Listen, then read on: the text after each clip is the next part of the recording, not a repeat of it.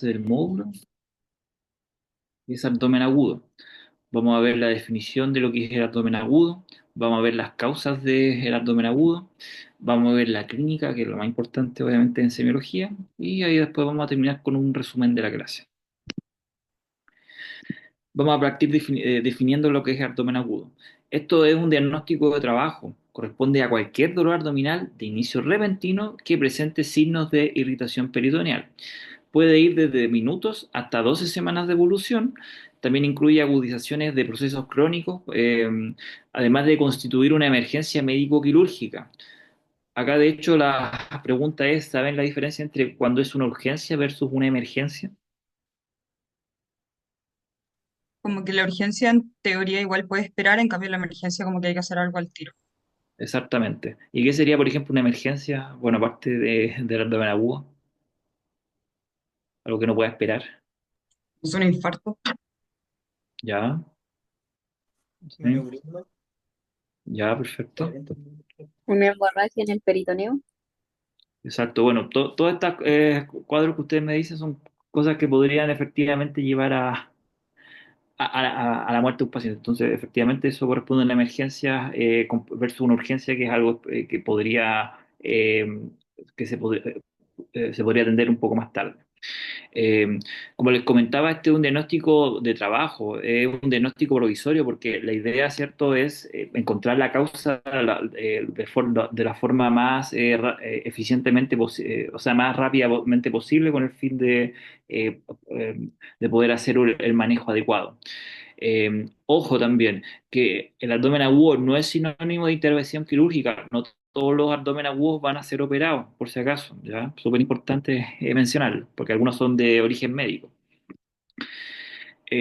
Bueno, acá quiero, para repasar un poco la embriología, porque es muy importante, bueno, esto es muy importante para saber por qué hay ciertos órganos que producen dolores en distintas partes de los cuadrantes. Por ejemplo, el intestino anterior va a dar origen al estómago, al duodeno, al hígado, a la vesícula y al páncreas. Por lo tanto, todos estos órganos podrían, en caso de generar algún dolor, localizarse en el epigastrio, mientras que los que se originan en el intestino medio podrían generar un dolor que se localiza a nivel periumbilical, y los del intestino posterior normalmente la localización del dolor debiese ser a nivel del hipogastrio. Todo esto se explica gracias a la embriología.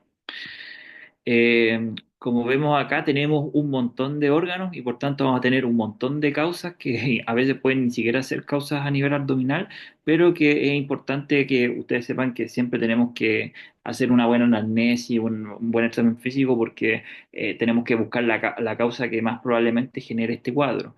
En este caso tenemos todos los problemas que vimos del síndrome colestásico, la obstrucción intestinal, el divertículo de Mecker, las perforaciones del intestino, una apendicitis, lo clásico, también causas ginecológicas como la rotura del o sea, rotura del folículo oválico, una perforación gastroduodenal, una pancreatitis aguda, una diverticulitis, o también otra causa ginecológica, la rotura de embarazo ectópico. De hecho, es muy importante cuando ustedes vean a una paciente en urgencia, sobre todo de edad fértil, preguntar por la fecha de última menstruación, ¿ya? Siempre descartar un embarazo, y siempre estas pacientes tienen que pedir derivación a ginecología, ¿ya? Porque puede ser una causa de abdomen agudo. Bueno, lo mismo, ¿cierto? En el hipocondrio derecho vamos a tener distintas causas como la hepatitis o la colecistitis, en el epigastrio la úlcera, la gastritis o una pancreatitis. En el hipocondrio de izquierdo podría haber una rotura de vaso, a veces la pancreatitis puede irradiarse para ahí, o una neumonía. Recuerden que hay causas no abdominales como cuando hay una neumonía a nivel de la base, del lado izquierdo. Eh, de la fosa ilíaca derecha, el clásico es la apendicitis aguda, aunque no siempre es así, pero es como lo clásico. La enfermedad inflamatoria intestinal, una pielonefritis, a nivel de mesogastrio una gastroenteritis, una obstrucción intestinal, a nivel del hipogastrio todas las causas más como urológicas, como una cistitis, alguna infección urinaria, las causas ginecológicas como el embarazo ectópico, la endometriosis, la dismenorrea, un quiste o torsión ovárica, o en los hombres la prostatitis, Y en la fosa ilíaca izquierda tenemos la diverticulitis aguda, que de hecho es como la apendicitis, pero del adulto mayor, básicamente, pero del lado contrario. La colitis, un cólico renal, una pielonefritis, el síndrome de intestino irritable, etcétera.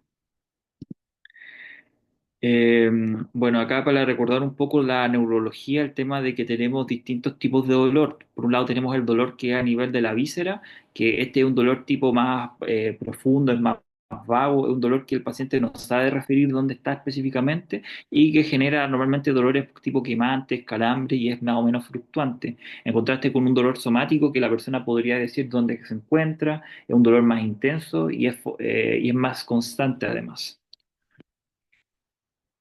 Eh, bueno, acá, ¿cierto? El tema del dolor visceral, que como les comentaba, son dolores no tan, que no tan bien referidos. Por ejemplo, el diafragma, recuerden que a veces puede generar dolores también en el hombro por su origen embriológico. O los dolores de la vesícula biliar o del riñón a veces pueden irradiarse un poco hacia zonas un poco más arriba. El páncreas, el dolor de páncreas, la pancreatitis, recuerden que puede irradiarse como dolor tipo en faja, por eso puede comprometer la espalda, lo mismo que los riñones, o los dolores del recto útero pueden comprometer también, bueno, la zona especificada. Eh, Bueno, esto es más que nada para demostrar la importancia de que al final todos estos casos de abdomen agudo, ya sean a nivel, ya sean traumáticos, obstructivos, vasculares, etcétera, pueden conllevar eventualmente a un shock en este caso, ¿ya? Por eso es tan importante hacer el diagnóstico precoz y manejarlo lo más tempranamente posible para evitar la mortalidad, porque estos cuadros pueden ser muy peligrosos para la vida del paciente. Bueno, esto ya lo conversamos en la clase pasada, el tema del ABC, que recuerden que es muy importante y como estos son pacientes que sí o sí van a venir a urgencia, es importante evaluar el ABC en estos casos. Eh, ¿Cómo enfrentamos a estos pacientes? Como aparte del ABC, recordar primero la edad y el sexo. Por ejemplo, bueno, nosotros vamos a ver pediatría, pero si fuera un niño, ¿cierto? Un recién nacido, pensar en malformaciones congénitas, en la enterocolitis necrotizante, en los lactantes pueden haber a veces invaginaciones intestinales donde el intestino se tuerce, se dobla, ¿cierto? O las hernias.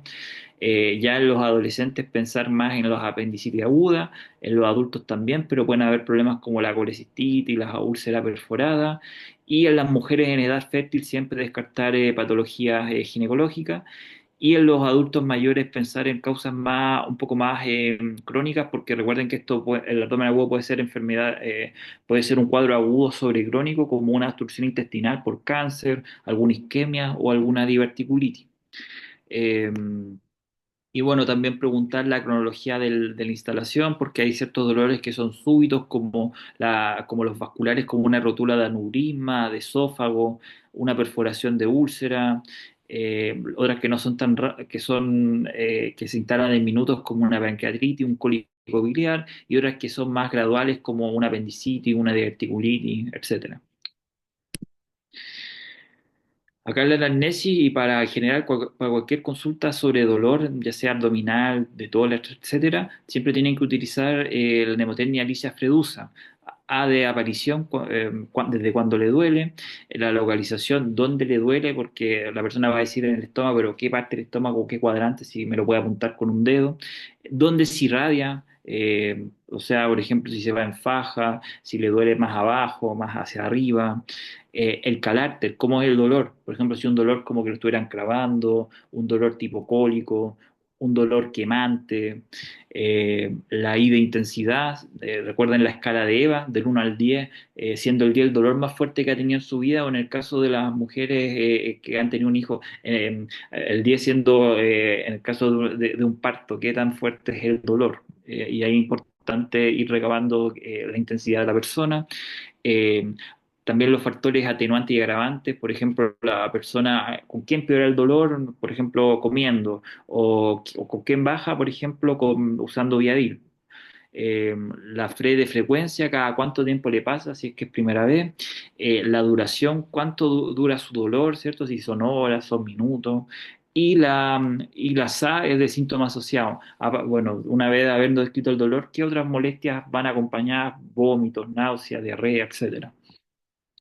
Entonces, síntomas asociados, por ejemplo, tenemos la anorexia, y esto es algo que, al menos cuando yo pasé por urgencia, me enseñaron de que, al menos en la apendicitis aguda, el primer síntoma no es el dolor, es la anorexia, es la falta de comer, sobre todo en los pacientes más pediátricos. El dolor va lentamente aumentando, pero lo primero que van a presentar es la anorexia. Las náuseas y vómitos, ver si es que la persona ha tenido fiebre. Recuerden preguntar si la persona se ha tomado la temperatura, porque muchos pueden decir que tienen fiebre o que el bebé tiene fiebre, pero es porque lo han tocado, pero no lo han no le han tomado la temperatura. Si es que hay problemas del tránsito como estreñimiento de diarrea, si es que hay alteraciones en la orina. Recuerden que la pironefritis, la cistitis, cuadros urológicos también pueden generar abdomen agudo, y también síntomas cardiopulmonales, porque la neumonía, el infarto agudo al miocardio también pueden generar un abdomen agudo. De los antecedentes, preguntar por antecedentes morbios, si es una persona hipertensa, diabética. Los medicamentos, recuerden, sobre todo, por ejemplo, los AINES, que pueden generar una úlcera, o sea, una hemorragia digestiva. Antecedentes quirúrgicos, porque, por ejemplo, si yo sospecho una apendicitis, pero la persona me dice que ya ha sido operado del apéndice previamente, entonces está descartado. Antecedentes ginecológicos, sobre todo en mujeres en edad fértil. Alérgicos, esto es muy importante, la alergia, porque usted no le pueden administrar un medicamento si no saben que es alérgico, sobre todo en el tema de los antibióticos, porque podrían generarle un choque anafiláctico, y eso es una demanda segura. Los hábitos, si es que fuma, si es que toma, si es que usa alguna droga, y antecedentes familiares, en caso de que algún familiar haya presentado algún cuadro similar. Esto es súper importante que se lo sepan, son los distintos signos y maniobras que podemos realizar para ir sospechando distintas enfermedades. Por ejemplo, el signo de Cullen y de Gray Turner que vimos en las clases pasadas, que eso me hablaría de algún tipo de pancreatitis, ¿cierto? En la maniobra de Blamber, o el signo de rebote, que les comenté que es un signo de irritación peritoneal, en donde nosotros, ¿cierto? Vamos a palpar de forma profunda a una persona por unos 10, 20 o 30 segundos, y de forma súbita, ¿cierto? Levantamos, retiramos nuestra mano, nuestra palpación, y eso va a generar un gran dolor si es que tiene irritación peritoneal, y sería positivo. Recuerden que la irritación peritoneal se genera en este caso puede haber por sangre que esté circulando, porque normalmente la cavidad abdominal no debería tener líquidos, no debería tener elementos extraños, porque es una cavidad que normalmente se considera estéril. Por eso es que el peritoneo se irrita tan fácilmente. La maniobra de Murphy, recuerden que es para la colecistitis. La maniobra del psoas es una maniobra que es propia de la apendicitis aguda. La del tortulador, que puede ser de una apendicitis pélvica, porque la apéndice después van a ver que tiene distintos, sí, Luna. Profe, es que respecto al signo de Cullen, aquí aparece como hematoma periumbilical, pero Sí. cuando lo pasó en síndrome colestásico aparecía como, o sea, usted lo había mencionado como equimosis. Entonces, ¿cuál es la diferencia entre hematoma y equimosis? Eh, bueno, normalmente, ¿cierto? Se hablan como de moretones, como de estas colecciones sanguinolentas, pero en general, ambos términos están correctos, que alguna gente lo puede tomar como hematoma y otros como una equimosis, pero en el fondo hay una alteración, ¿cuánto se dice? Una alteración vascular. En este caso hay presencia de sangre en esta zona, que puede ser un hematoma o una equimosis, va a depender de la persona, pero ambas podrían ser. Gracias. Sí, Renzo. Profe, sabe que el año pasado vimos que había un signo de apendicitis que era como el Bloomberg, que Sí. cuando se presionaba, pero el dolor era contralateral. ¿Ese sigue siendo como Bloomberg o tiene otro nombre específico? No, ese signo, La verdad depende de ¿cuánto se llama? De la literatura. Algunos lo consideran como Bramber, otros lo consideran como, ¿cierto? El signo del rebote. Va a depender, la verdad, pero al menos yo siempre lo he considerado como Bramber. De hecho, los mismos urgenciólogos lo consideran como la misma maniobra y de hecho acá sale como maniobra del Bramber o signo del rebote. Ya, profe, gracias. Eh, Entonces estábamos en la maniobra del rotulador, ¿cierto? Que en este caso puede ser positiva cuando tenemos una apendicitis pélvica. Recordar que la apéndice eh, tiene distintas anatomías, no todas las personas lo tienen al mismo lado, entonces algunas pueden ser a nivel más pélvico y ese puede salir positivo. La maniobra de Rothschild también es otra maniobra que se parece harto a lo que comentaba el compañero de que nosotros palpamos en este caso el lado contralateral a la fosa ilíaca derecha, en este caso la fosa izquierda, y va a ser positivo y probablemente nos puede hacer sospechar una apendicitis aguda, pero no siempre es así. Eh, el signo de Karner, que es el aumento del dolor al contraer los músculos del abdomen, que eso es típico del dolor parietal, y la maniobra de Marquesa-Riley, que esta también es típica de una apendicitis aguda, ¿ya? Acá es importante nuevamente que se aprendan bien todos estos signos de maniobras que son bastante preguntables para la prueba, ¿ya? Y que cada una, ¿cierto?, conlleva a la sospecha de cierta patología. Bueno, entonces el signo de Morphy ya lo habíamos explicado, esta palpación durante la inspiración en el hipocondrio derecho, que en caso de que va a salir positivo, la persona va a dejar de expirar, o sea, va a dejar de inspirar producto del dolor y no va a hacer sospechar una colecistitis. Los signos justamente de apendicitis, como el signo de Bramber, el signo de Rothschild, el signo del psoas o el signo del ortulador o el signo de Van Burney también, eh, son algunos de los signos más frecuentes que se realizan en urgencia. Eh, Nuevamente recalcar que la abdomen agudo necesariamente va a llevar una cirugía. Acá tenemos la diferencia entre abdomen agudo quirúrgico y médico. De los quirúrgicos, bueno, varias patologías que hemos hablado, como la apendicitis, el síndrome colestásico, las úlceras, etcétera. Mientras que las médicas podrían hacer, por ejemplo, causas como la hepatitis, la neumonía, un infarto, la enfermedad de Crohn, cálculos. Entonces, es muy importante en ese sentido poder hacer una buena, o sea, tener las herramientas suficientes para sospechar una patología, una patología si es que es quirúrgica o médica, porque eso va a cambiar el manejo y por tanto el tratamiento de la persona. Eh, bueno, acá un cuadro resumen, ¿cierto? En caso de sospecha diagnóstica, cómo va a ser el dolor, en este caso de la apendicitis, como un dolor cólico o como un espasmo muscular que se va a ubicar normalmente en la fosa ilíaca derecha, la colecitis aguda, ¿cierto? Este dolor tipo cólico que va a estar en el hipocondrio derecho y así. eh, Algunas pruebas de laboratorio que se pueden pedir dependiendo de la sospecha, como la pancreatitis, en este caso la lipasa. En el caso de los embarazos, siempre pedir la beta-HCG para poder descartarlo. En los sangrados vimos los estudios de coagulación, las pruebas de función hepática. Eh, También la cetoacidosis diabética puede generar un abdomen agudo que en ese sentido podríamos pedir exámenes de glucosa, de las cetonas en orina, electrolitos y así. Acá otro cuadro resumen sobre como el algoritmo que tienen que realizar para enfrentarse a estas personas, ¿cierto?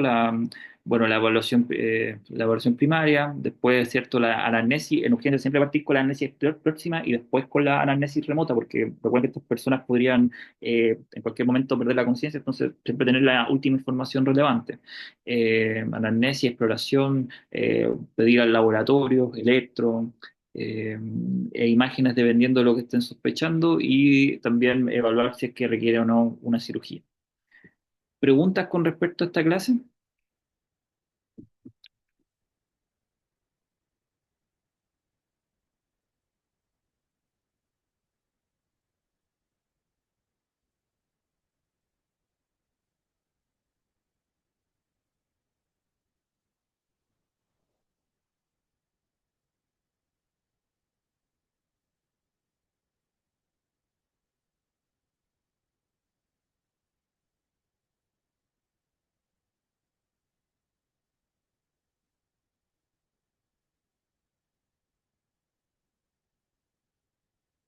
Bueno, ¿qué les aconsejo para cómo estudiar estos temas en la prueba? Bueno, yo sé que fueron estas cosas, pero recuerden que estamos en semiología. Si bien yo les expliqué cosas de fisiopatología, algunas cosas quizás como de curso más adelante, esto es más que nada para hacerlo más integral, porque en el fondo si uno entiende como de todo un poco, como que puede ir como sacando, puede ir entendiendo mejor las patologías, pero lo principal, ¿cierto? En este caso en semiología, saber bien, no sé, por ejemplo, cuáles son los signos, síntomas, por ejemplo, si hago el Blamber, ¿para qué me sirve?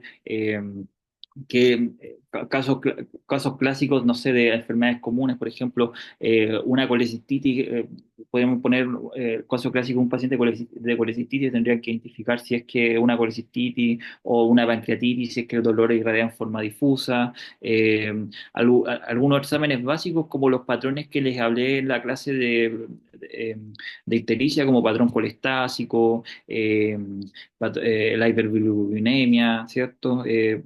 Ese tipo de cosas son como lo que se van a preguntar al menos por la parte de semiología. Y de hecho, yo hice las preguntas las preguntas al menos de estas clases, así que eso es lo que al menos yo voy a preguntar.